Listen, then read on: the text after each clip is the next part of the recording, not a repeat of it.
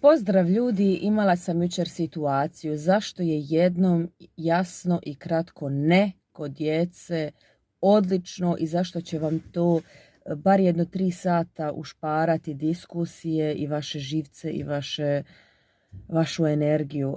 Znači, jučer smo mi bili u jednom parkiću i kćerka je naša htjela sladoled, ima 9 godina. I ona kaže, tata, ja bi sladoled, a moj muž veli na to, sladoled ćete dobiti na kraju i nemoj više ni pitati. I ona je krenula, a zašto na kraju, ja bi sada? Moj muž je rekao, ja sam svoje rekao i gotovo. I tu je bila diskusija završena.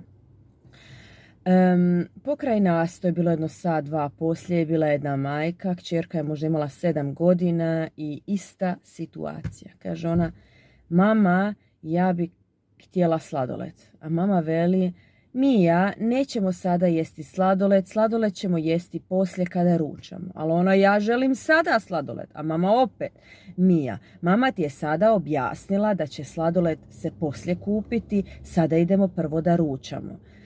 Mama, ja želim sada. I ona je počela biti sve glasnija, a mama je počela sve više diskutirati. Mija, ne može, ti moraš razumjeti šta ti mama hoće reći. I na kraju je to bilo, Isuse Bože, ja kad sam vidjela onu facu od onog jadnog oca, znači vidjela sam da ovo nije bila prva diskusija, on je bio jedan umoran, majka više nije mogla, znači bila isto umorna. I dragi moji, htjela bi vam ovdje dati primjer. Djeca trebaju granice kratke i jasne. Sa djecom se ne treba diskutirati. To sam ja prije isto tako radila. Želite ovdje ići ili ondje?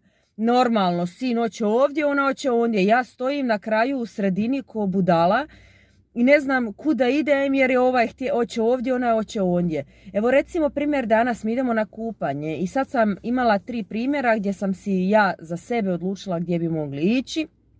Sin hoće ovdje, ona hoće ondje. Ja velim ne, idemo tamo gdje ja odlučim, a to ću vam reći sutra, reko, prije nego što krenemo.